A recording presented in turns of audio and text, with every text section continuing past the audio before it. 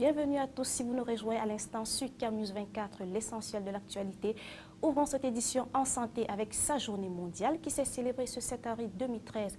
L'Organisation mondiale de la santé, l'OMS, a saisi cette occasion pour appeler les communautés à redoubler d'efforts afin de prévenir et de combattre l'hypertension artérielle. Et le thème de cette journée mondiale est, il faut le rappeler, agir collectivement pour prévenir et combattre l'hypertension artérielle.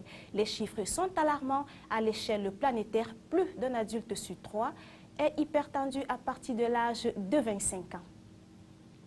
Rentrée scolaire, les élèves ont renoué aujourd'hui avec les cours au Cameroun et le troisième trimestre, bien évidemment, à Douala. Les élèves enseignants ont répondu présent à ce dernier virage de l'année, lequel est consacré aux examens et concours pour certains et pour d'autres pour l'admission en classe supérieure.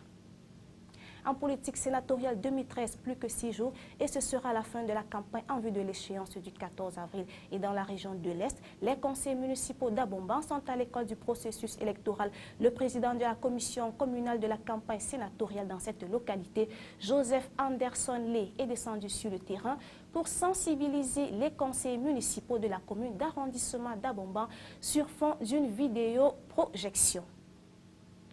Nous restons en politique et cette fois-ci dans la région de la Damawa avec Bello Bouba Maïgari qui a achevé cet avril 2013 par le département de la Vina. Son périple de séduction de l'électorat dans la région du Château d'eau du Cameroun. Le président de l'Union nationale pour la démocratie et le progrès était face aux conseils municipaux de la ville de Ngaoundéré.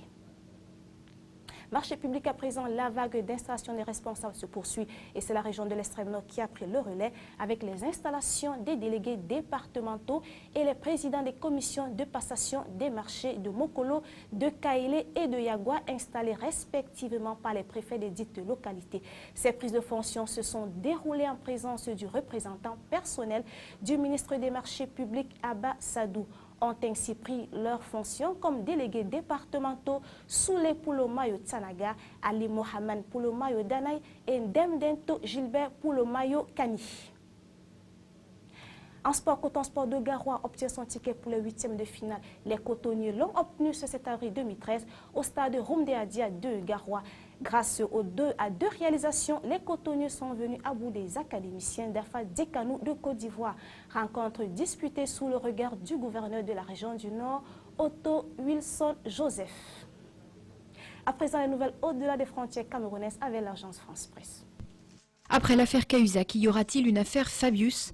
Selon Libération, Mediapart serait en train d'enquêter sur un possible compte en Suisse que détiendrait le ministre des Affaires étrangères. Laurent Fabius a aussitôt démenti cette rumeur dénuée selon lui de tout fondement.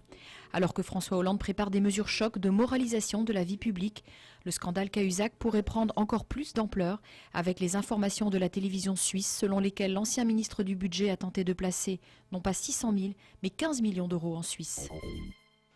La tension monte encore d'un cran dans la péninsule coréenne. Pyongyang annonce la fermeture temporaire du complexe industriel intercoréen de Kaesong qui se trouve sur le territoire nord-coréen, ainsi que le retrait de ses plus de 50 000 salariés. Le non massif des Alsaciens. Le référendum sur un projet de fusion inédit des collectivités s'est soldé par un échec cuisant. Plus de 55% des votants l'ont rejeté dans le Haut-Rhin. Et si le oui l'a emporté dans le Bas-Rhin, le résultat n'a pu être validé du fait d'une trop forte abstention. La générosité était au rendez-vous. Les promesses de dons pour le SIDAction 2013 ont atteint plus de 5 millions d'euros. Une collecte en hausse de 25% par rapport à 2012 qui fut une année particulièrement mauvaise. Relayé tout le week-end par une vingtaine de chaînes de télévision et plusieurs radios, le SIDAction, coprésidé par Pierre Berger et Lynn Renaud, consacre ses fonds à la recherche médicale, à la prévention et à l'aide aux malades. L'énigme de la mort de Pablo Neruda pourrait être bientôt élucidée. L'exhumation de la dépouille du poète chilien a commencé dans le jardin de la maison où il est enterré face au Pacifique.